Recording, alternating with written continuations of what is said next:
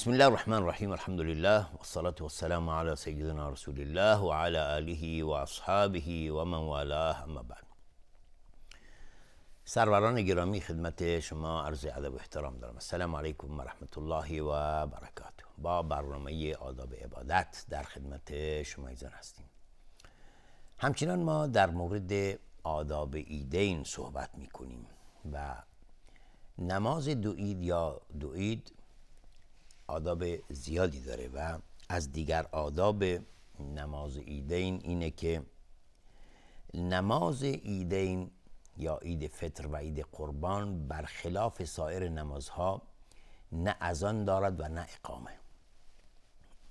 یعنی هرگز برای نماز عید اذان و اقامه گفته نمیشه. جابر ابن سمره رضی الله عنه میفرمایند که صلیت مع النبی صلی الله علیه وسلم العید غیر مرة ولا مرتين بغیر اذان ولا اقامه. جابر ابن سمره میگه که همراه رسول خدا صلی الله علیه وسلم نماز عید گذاشتم، نه یک بار نه دو بار بلکه خیلی چندین بار. هرگز برای نماز عید اذان و اقامه نبوده. و از ابن عباس و جابر رضی الله عنهما روایت است که اینها فرمودند که لم یکن یؤذن یوم الفطر ولا یوم الاضحی، یعنی هرگز عید فطر و عید قربان هرگز اذان گفته نمی شده. و امام مسلم از عطا روایت میکنه، میگه اخبرنی جابر، میگه جابر خبر داد به من که لا اذان لصلاة یوم الفطر حتی یخرج الامام ولا بعد ما يخرج ولا اقامه ولا نداء ولا شيء لا نداء يومئذ ولا اقامه.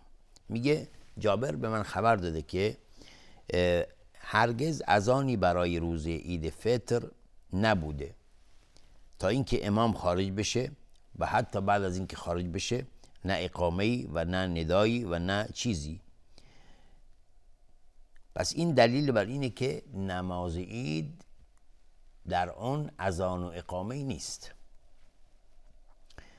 از دیگر آداب عید اینه که نماز بر خطبه مقدم است. تقدیم نماز بر خطبه، به خلاف نماز جمعه که اول خطبه خونده میشه بعد نماز خونده میشه. و این هدی رسول خدا صلی الله علیه و سلم از در نماز عیدین که اول نماز خونده بشه بعد خطبه.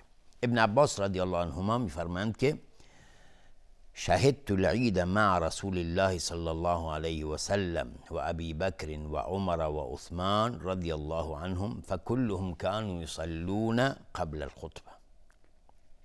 ابن عباس رضی الله عنه میفرمایند که نماز عید حاضر شدم با رسول خدا صلی الله علیه و سلم و همچنین در زمان ابوبکر و عمر و عثمان رضی الله عنهم اجمعین. همه اینها نماز عید رو قبل از خطبه میخوندند، یعنی اول نماز میخوندند بعد خطبه.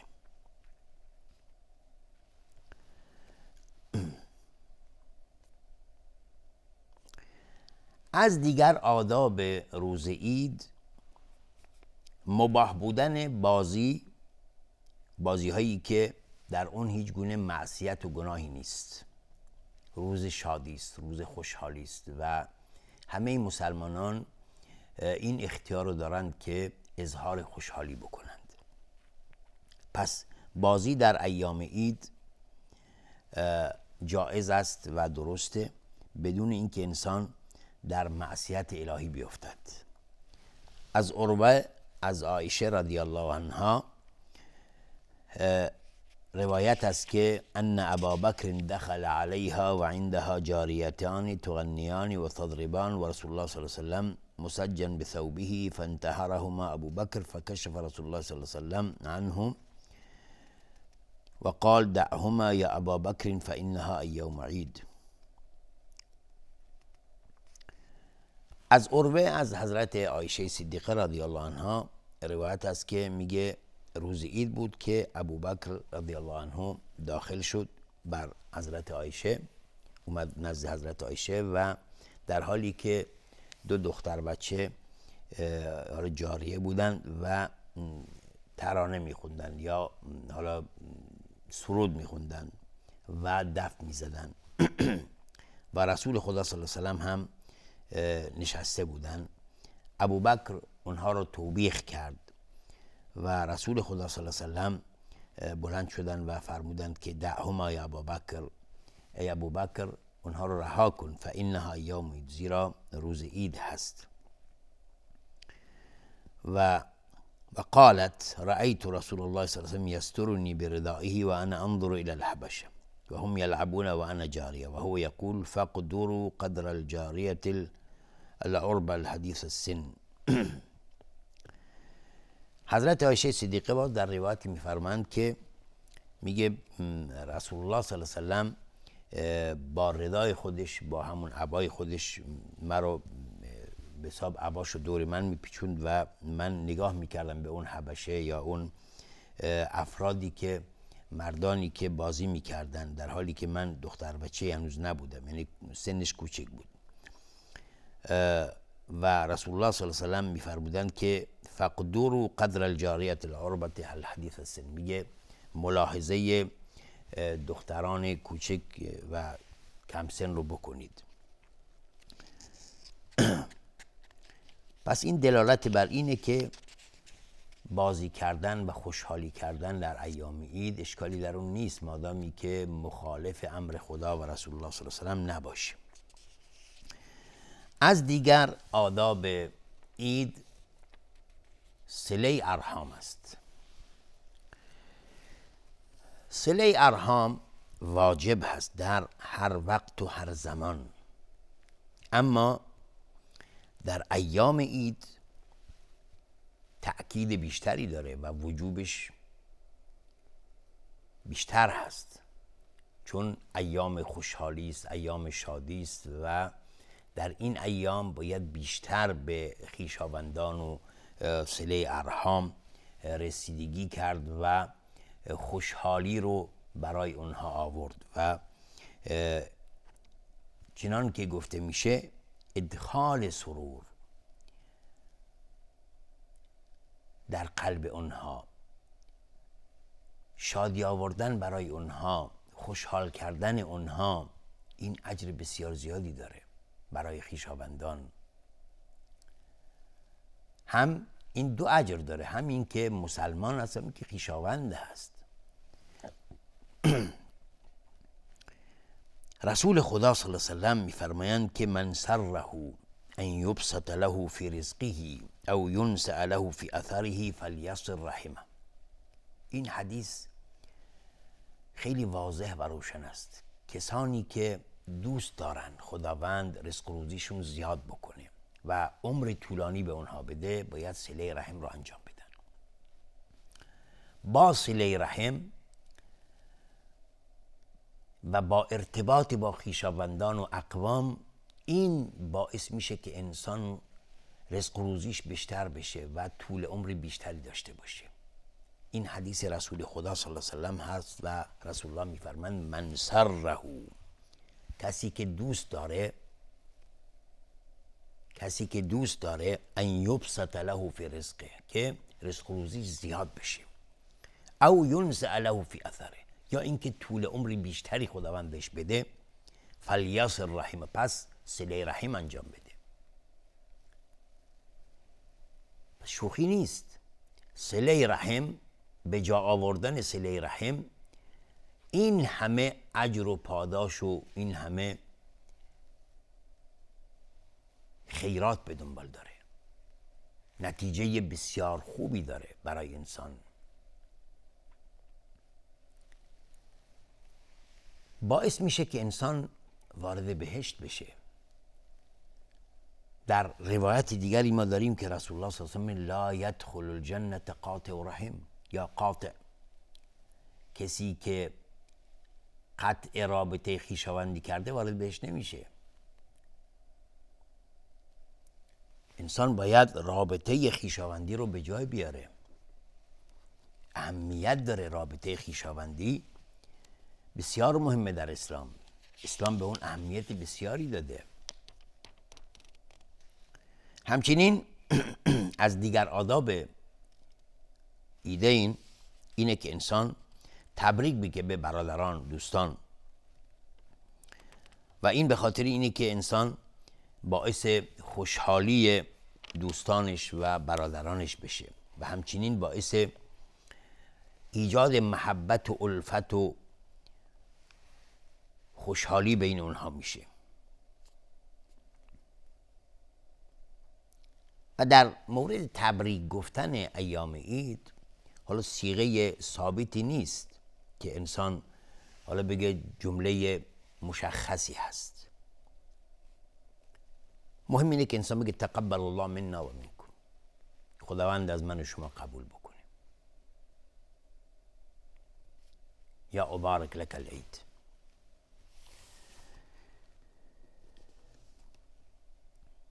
از دیگر آداب عید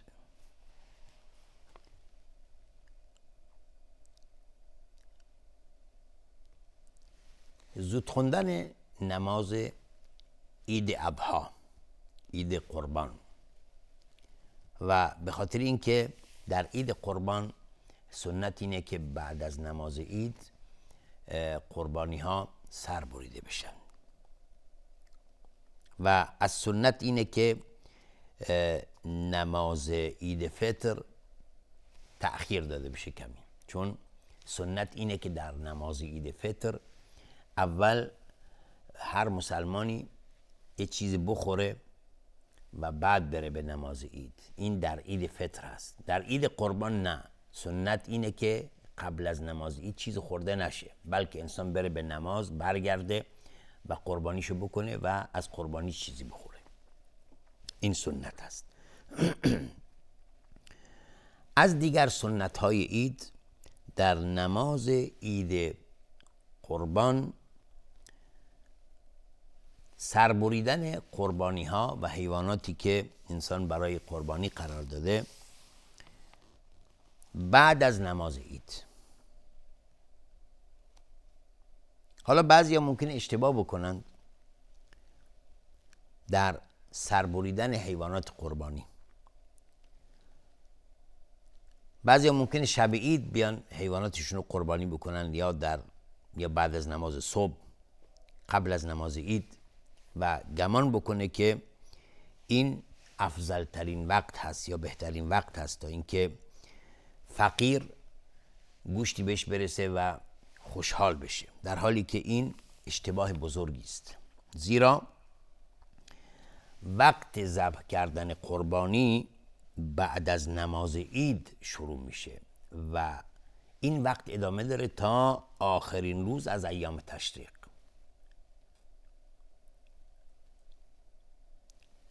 یعنی روز 10، 11، 12 و 13. 4 روز وقت هست. یعنی شما نماز عید که گذاشتید در روز 10 ذوالحجه، بعد از نماز عید، بعد از انتهای نماز عید، بعد از پایان گرفتن نماز عید، وقت شروع میشه. روز 10، 11، 12 و 13 تا آخرین روز از ایام تشریق قبل از غروب آفتاب وقت هست، جایزه و درسته. در حدیث ما داریم که حدیثی که انس ابن مالک رضی الله عنه روایت کرده، میگه پیامبر صلی الله علیه و آله فرمودن من ذبح قبل الصلاة فانما ذبح لنفسه و من ذبح بعد الصلاة فقد تم نسکه و اصاب سنت المسلمین. پیامبر صلی الله علیه و آله میفرماند که کسی که قبل از نماز قربانی بکند، این برای خودش قربانی کرده، و کسی که بعد از نماز قربانی بکند، این عبادتش درسته و اصابت کرده سنت مسلمانان رو و درست انجام داده. بعد جندب ابن عبدالله بجلی رضی الله عنه میفرماند که قال ضحینا مع رسول الله صلی الله علیه و آله اضحیه ذات یوم فاذا اناس ذبحوا ضحایاهم قبل الصلاه فلما انصرف رآهم النبي صلى الله عليه وسلم قد ذبحوا قبل الصلاة فقال من ذبح قبل الصلاة فليذبح مكانها أخرى ومن كان لم يذبح حتى صلينا فليذبح على اسم الله. جندب ابن عبدالله بجلی میگه که همراه رسول خدا صلی الله علیه و سلم قربانی ها قربانی کردیم در روزی از ایام عید قربان، و بعضی از مردم بودند که قربانی هاشون رو قبل از نماز انجام داده بودند. وقتی که رسول خدا صلی الله علیه و سلم از نماز منصرف شده و اونها رو دید که این کار رو کردند که قبل از نماز قربانی کردن، فرمودند هر کسی من ذبح قبل الصلاه، هر کسی قبل از نماز قربانی کرده پس جای اون یکی دیگری رو قربانی بکنه، و هر کسی که قربانی نکرده تا اینکه ما نماز خوندیم پس قربانی بکنه با یاد و ذکر اسم الله تبارک و تعالی. این دلالت بر اینه که سنت اینه که بعد از نماز عید قربانی انسان باید انجام بده. وقت قربانی اینه که بعد از نماز عید قربان باشد. نماز که پایان گرفت، از نماز که برگشتی شروع میشه قربانی کردن، وقت شروع میشه و تا آخر ایام تشریق که روز 13 باشه ادامه داره. از سنت های دیگر قربانی کوتاه کردن ناخن ها و موی سر بعد از قربانی کردن. حالا کسی که وضع مالی خوبی داره و دوست داره که قربانی بکنه، سنت اینه که از مو و ناخنش چیزی نگیره. از اول ذوالحجه که شروع میشه این امر ادامه داره تا اینکه قربانیشو انجام بده. چون ام سلمه از رسول خدا صلی الله علیه و سلم حدیث روایت می‌فرماید که رسول الله فرمودند اذا دخلت العشر و اراد احدكم ان يضحي فلا يمس من شعره و بشره شیئا. هر کسی که دوست داره که قربانی بکنه و ایام ذوالحجه شروع شد، پس در این ایام هرگز از موی خودش و بشرهش چیزی نگیرد. منظور اینه که ناخن یا موی سرش رو نتراشه. وقتی که قربانی کرد و قربانیش صورت گرفت دیگه مباحه که ناخناش و موش رو کوتاه بکنه. این یکی دیگر از سنت های عید هست.